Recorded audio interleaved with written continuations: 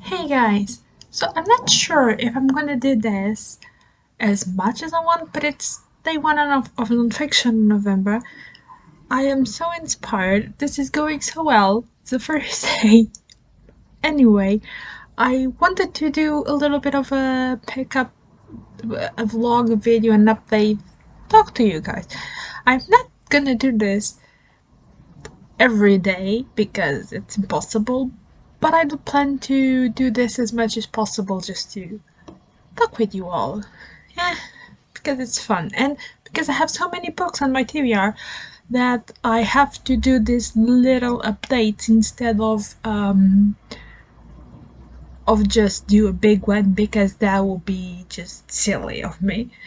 So the first book that I read was a Portuguese essay book that it doesn't have a translation in English, so I'm literally going to translate the title, and it is Rules of Confinement by, I'm sorry, but she has a difficult name, Jamilia Pereira de Almeida and Humberto Brito.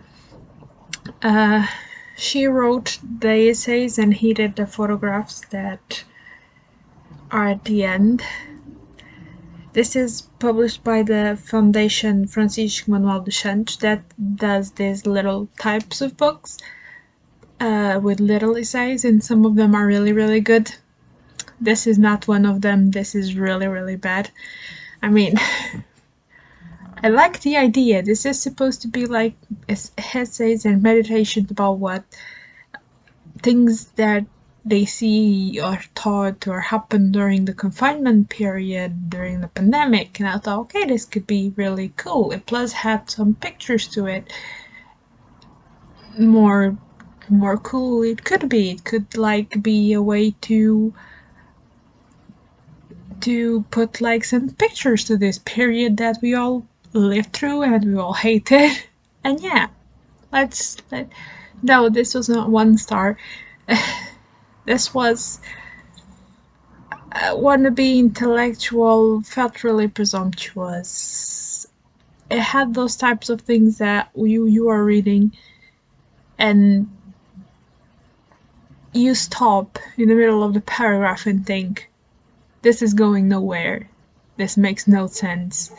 And some of these phrases are actually poorly written in the rhythm as we spoke. I mean, in the spoken rhythm of Portuguese, some of those phrases are really not well constructed.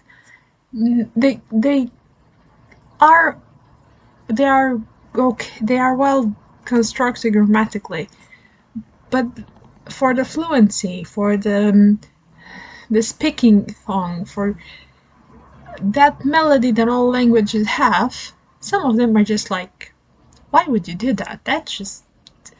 It just sounds weird. It's wrong. Plus the photographs are this style of photographs.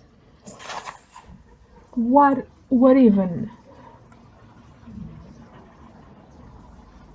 What even? There is nothing here. There is no interest here. It gets worse. Here's a door. This is literally a wall without anything and one door.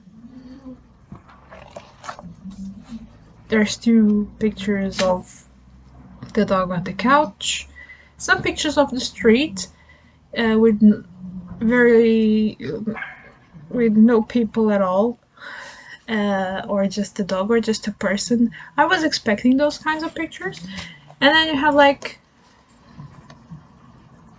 what? This is like a door or a window door, and this is the reflection that you see from the window door because it has a thing, a shutter, a thing on the other side. I don't even. I this was like, you know when you read a book and you don't like it and you are just like, you don't throw it across the room because you are a civilized person, but you are just like, why do you exist? Really? You exist to just make me want to turn violent. this is one of those books. But then I had major success, and of course I have talked about Richard Dawkins, and you guys know that I love it, and I read The Selfish Gene, and I like it. I loved it. I mean, most of what it's here, it's not new for me, but I still think that his books are really accessible, and if you have any interest in genetics, biology, evolution, you should pick his books up. This is the 40th anniversary edition, so it has like some extra notes and a little bit more things in here.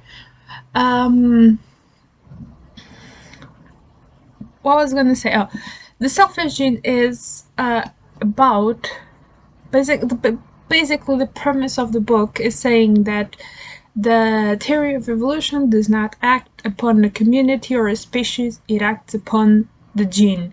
Gene is what it matters, is not each particular gene is fighting for survival, and if we look at it as the genes fighting for survival instead of like one particular being or one particular community, it makes much more sense in like all the problems that could happen if you think about the little minutiae of evolution. And I mean, this made sense for me, so yeah. Totally recommend this. Like I said, Dawkins has a really beautiful way to write things. It's funny. It has like some little quips. It's just a good time. Plus, you just need the interest on the subject. He does all the explanation you will ever need to understand the things. I think genetic and biology is one of those sciences that are actually really simpler. It's simpler than most of people think. On all of Dawkins' books, I thought they has like so well explained his arguments.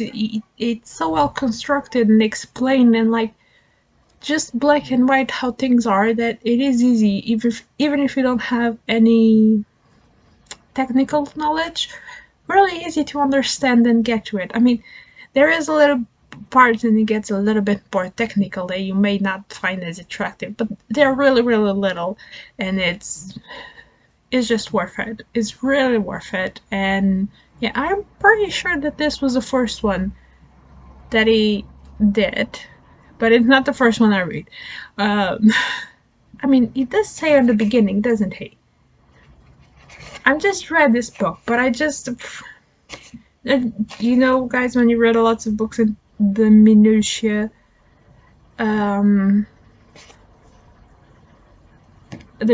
starts evaporating. I mean, you know the things, but you just like feel like you need to go check before you say something. But yeah, more like that.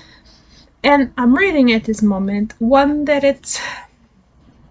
it wasn't like the Rules of Confinement wasn't on my big TBR because I had acquired it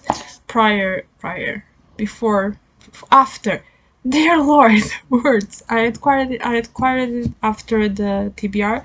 This one was one that I just acquired Saturday, and it is a first volume. And technically, there is this magazine here that I bought because I was seeing what coverage of books and book reviews you have. That is called Saturday or Sábado in Portuguese.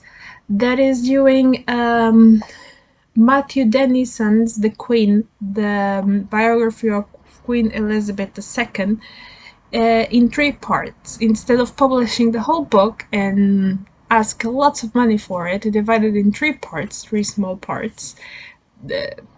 This has like 200 pages, a little bit, 330 pages, something like that. And it's coming, the part that's coming every Saturday with the magazine. This was just last Saturday that it came out, and I'm still on the very beginning of it, but if I'm not mistaken, it's until she gets married, and not completely sure because I haven't got there. Still, reading, but this is really easy to read. I don't know about the English version, but this translation is really good, really easy to read. You can just go with it and enjoy it. It's amazing. So yeah, I will. I probably will only talk about this when I have the other two volumes and I read both of them. I will do like a full review of it because technically this is a book in the English world and it's just here is just 3 books. So yeah, this is all for now, guys. This is what I've been reading. I'm gonna go lay in bed and read a little bit more of this. Maybe do a little. It would be too good if I finished it, wouldn't it? I would love that, but I won't put my hands on the fire. So yeah, that's all for now, guys. Do let me know what you guys have been reading. Is Nonfiction November starting really well for you guys too? And yeah, that's all for now, guys. Bye!